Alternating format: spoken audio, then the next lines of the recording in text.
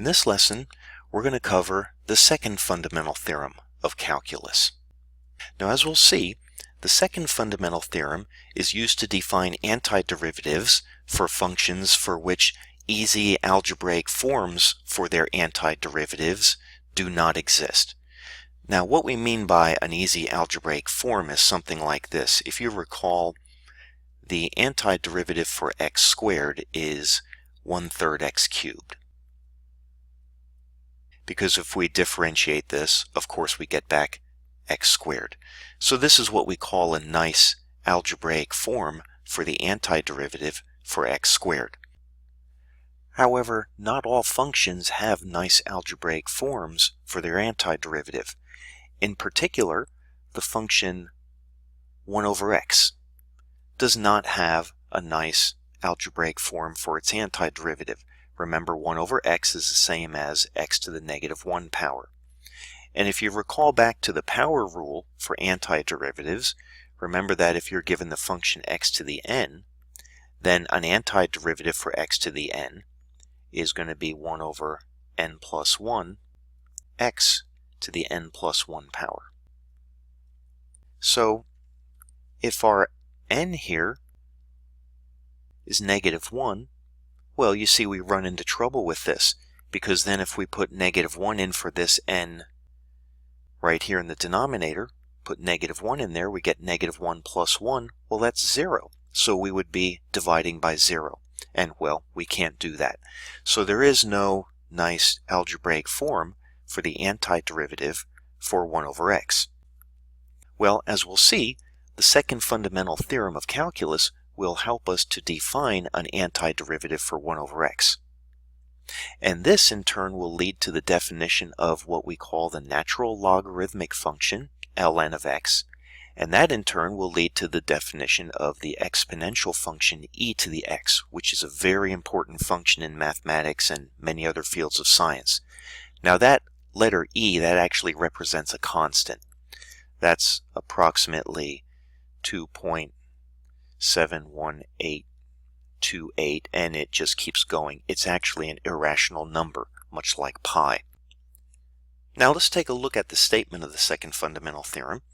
So it states that if f of x is a continuous function on an open interval I, and the number a is some fixed constant in that interval I, then the derivative of this function, now this is the function, the definite integral from a to x of f of t dt, is equal to little f of x.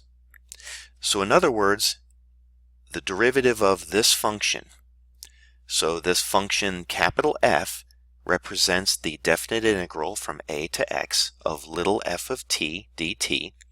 The derivative of capital F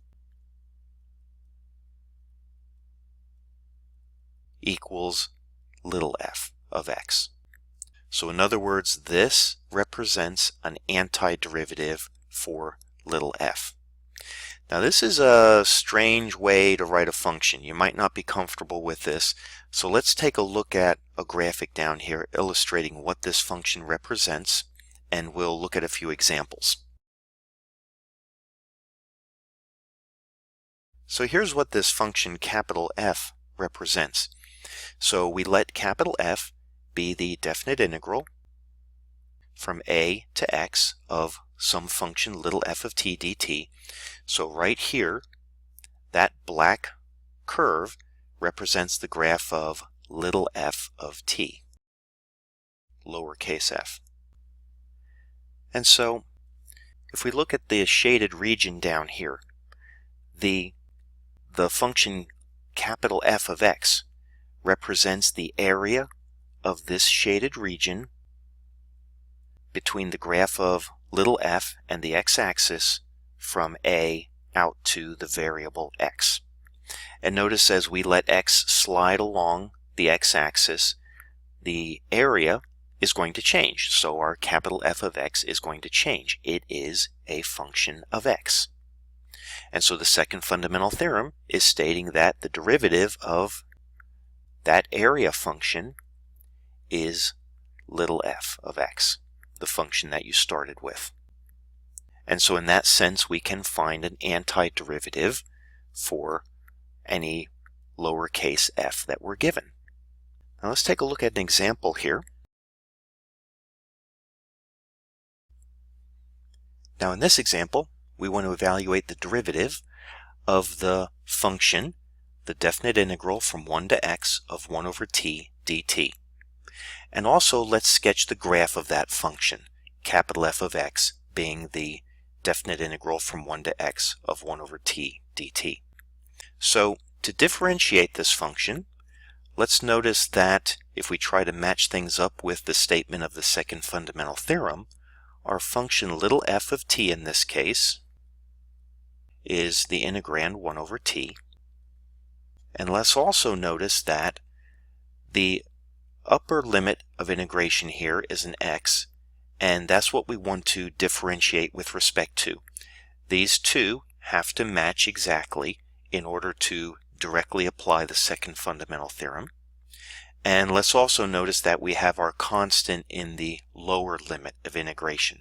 The constant must be in the lower limit of integration in order to directly apply the second fundamental theorem. So because of this, it's really quite an easy application now of the second fundamental theorem. All we have to do is take our variable x and put it in place of the t right there. And so our answer is just going to be 1 over x. And so that's it. That's all we have to do. We just had to take the letter x, put it in place of the t in our integrand function, little f of t equaling 1 over t. And that's our answer. Now let's take a look at the graph of what that function capital F looks like. So remember, what we found here is that the derivative of this function capital F is little f of x, or just 1 over x. So that's what we found. Now let's actually graph this function to get an idea of what it looks like and what it actually is. Now down here in the graph on the left, we have the graph of the function 1 over t here. This is the t-axis and the y-axis. And right here, you see a blue shaded region. This is the number 1 on the t-axis. That's in our lower limit of integration in the definition of our function capital F. And then we have an x right here fixed on the t-axis here. And we're going to let this x vary. Now, the capital F represents the definite integral from 1 to x of 1 over t dt. So actually, it represents the area of that blue shaded region.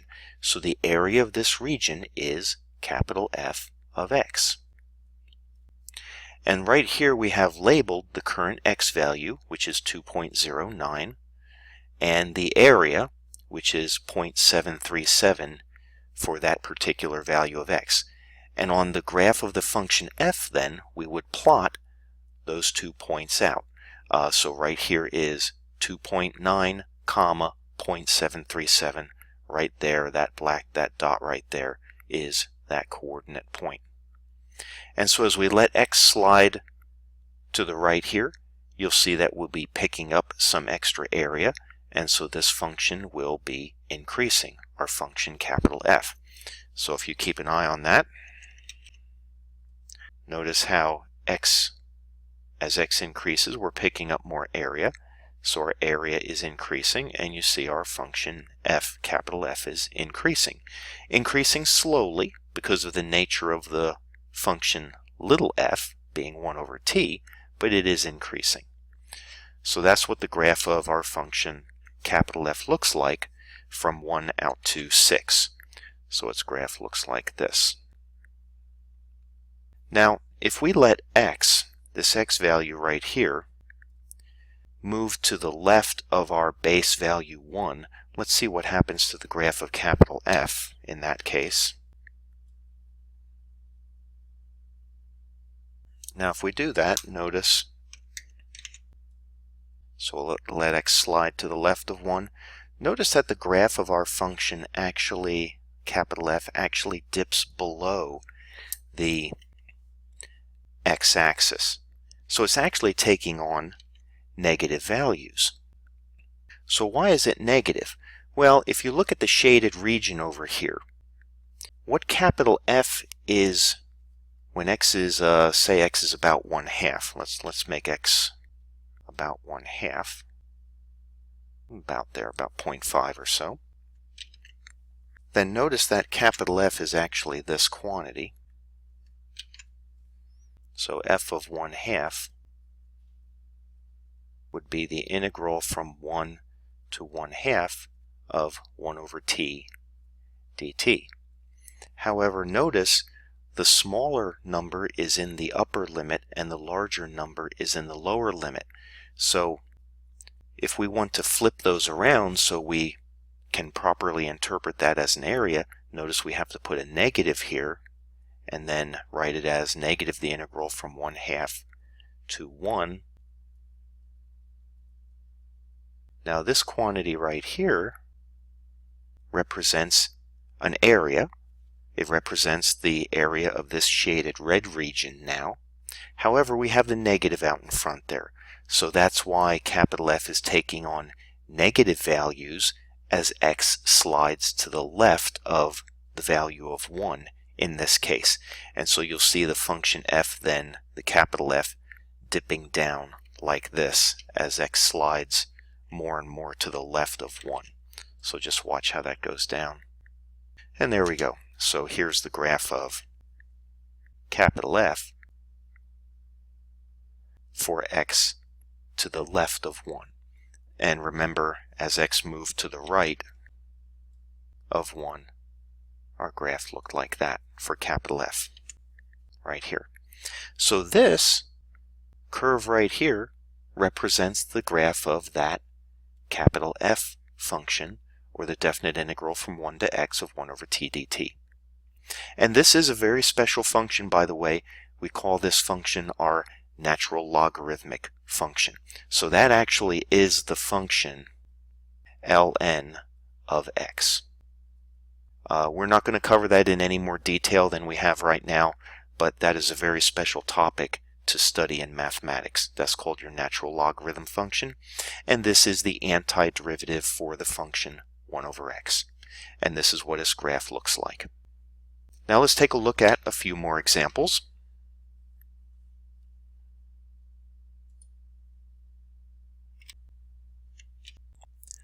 So in this example here, we want to evaluate the derivative of the definite integral function from 0 to x of sine of t dt. So in this case, our function little f of t is just the sine of t. Now we're going to employ the second fundamental theorem. So let's first of all note that the x here in our upper limit of integration matches with the x that we want to differentiate with respect to. And the 0, that's a constant in our lower limit of integration. And so this is just a direct application of the second fundamental theorem of calculus, and our answer is just going to be the sine of x. So all we need to do is replace the letter t with the variable x in our upper limit of integration. And it's as simple as that. Let's take a look at this problem. So we want to evaluate the derivative of the definite integral from x to 2 of 1 over t plus 1 dt. Now, we need to switch things around here a little bit. We really want the constant to be in the lower limit of integration, and the variable should be in the upper limit. If you remember back in the statement of the second fundamental theorem, you had the a in the lower and the variable x in the upper limit of integration. That's the way it must be. So we need to flip them around. Well, in order to do that, all we have to do is write this as the derivative of negative the integral from 2 to x of 1 over t plus 1 dt. So notice this negative here, if we were to apply it to the definite integral, would flip those limits of integration and give us back what we started with. Now what we can do is just move that negative out in front of the derivative, of course. That's a property of the derivative, so we can actually just move that out front like that. And now with this part right here, this is just a direct application of the second fundamental theorem. Notice how the x here matches with the x down here. You have your constant in the lower limit of integration, and so our answer is just going to be 1 over x plus 1. Negative. Remember that negative right there has to follow over here. Alright. And also notice our function little f of t in this case was 1 over t plus 1. Let's take a look at this example. So down here we want to evaluate the derivative of the definite integral from 2 to x cubed of sine of t dt. Now you notice in this case we have an x cubed in our upper limit of integration, but we want to differentiate with respect to x. So they don't match now. So we can't directly apply the second fundamental theorem. So what are we going to do in this case? Well, what we're going to do is we're going to employ the chain rule. We're going to think of the x cubed as being a u, and that's some function of x. And so by the chain rule then, this is just going to be d du of the definite integral from 2 to u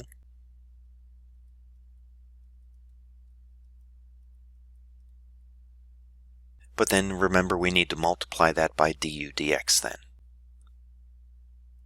And once again notice you can think of the du's as canceling, right? These sort of cancel, and you end up with what we started with, d dx. So that tells you that we're doing it correctly then. Now let's evaluate what we have here. Well, notice now, for this piece right here, the first part, notice how the u here matches with what we want to differentiate with respect to, and we have a constant in the lower limit of integration. So this is a direct application of the second fundamental theorem, and we can write this just as the sine of u. We just replace the letter t with what's in the upper limit of integration. And then du dx, well, u in this case is x cubed, so that's going to be 3x squared. And then we just have to replace what u is here. U is x cubed. So our final answer then is the sine of x cubed times 3x squared. And it might be better to write that as 3x squared times the sine of x cubed, just to make sure that it's not mistaken that the 3x squared is in with the x cubed. So there's our answer. Let's take a look at another example. Now for this example, we want to evaluate the derivative of the definite integral from x to x squared of sine of t dt. Now you notice in this case we have variable functions in both the upper and the lower limits of integration. If we want to employ the second fundamental theorem here, the lower limit of integration should be a constant. So what are we going to do here? Well, we're going to use the rule that the definite integral from a to b of a function is equal to the definite integral from a to c plus the definite integral from c to b, like that. If you remember, we had a rule like this for definite integrals. And what we're going to do is we're going to think of that c as being a constant. So the a is going to be x, the b is going to be x squared, and then the c's are going to be constants. And then we'll be able to employ the second fundamental theorem. So we're going to write this as follows. So we're going to write the definite integral from x to x squared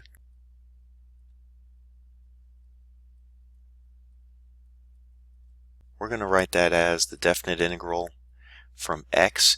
Now we just have to pick any constant. It doesn't matter what we pick up here. We'll just choose 0 for our constant. It really doesn't matter.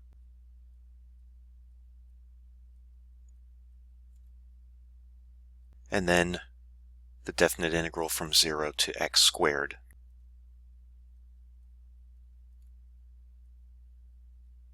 There we go. Now we have constants, which is good. The only problem with this one is our constant is in the upper limit of integration.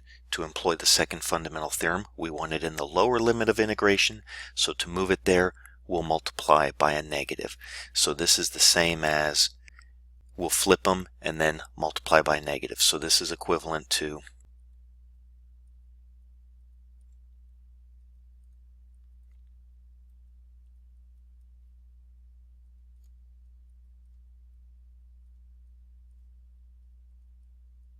there we go.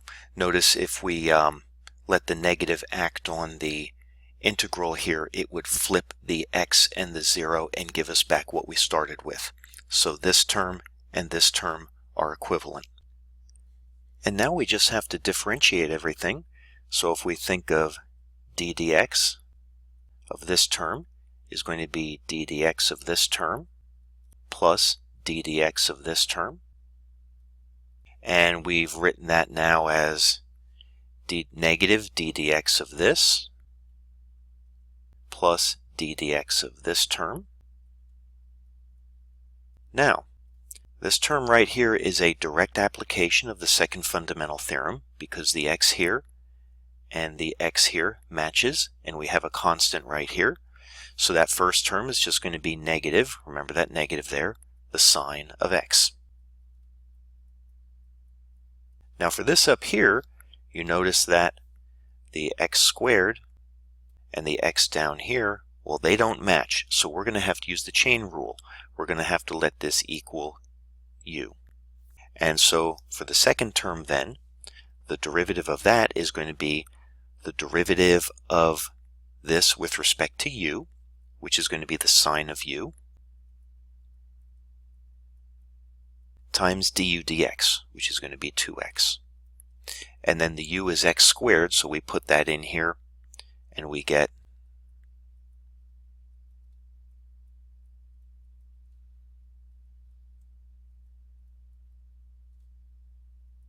and there is our answer finally. And once again, just to elaborate on this, what we did to differentiate this piece is we thought of it as being d du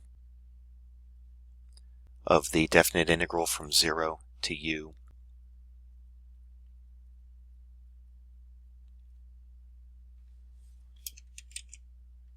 times du dx. And this piece right here is the sine of u, putting the u in place of the t, so that's what we got right here. And the du dx is 2x. And so we had to use the chain rule because the x squared and the x here did not match. And so that is our answer then right down here. Now down here we have the proof of the second fundamental theorem. Let's take a look at the proof quickly. It's very interesting and easy to follow.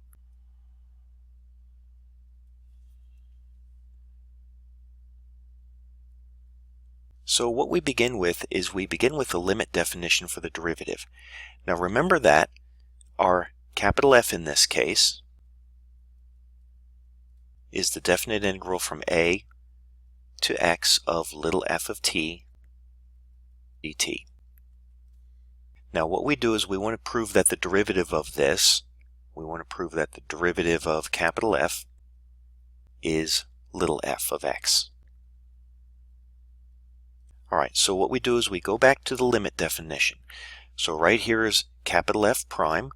We write it as the limit as delta x approaches 0, f of x plus delta x minus f of x over delta x.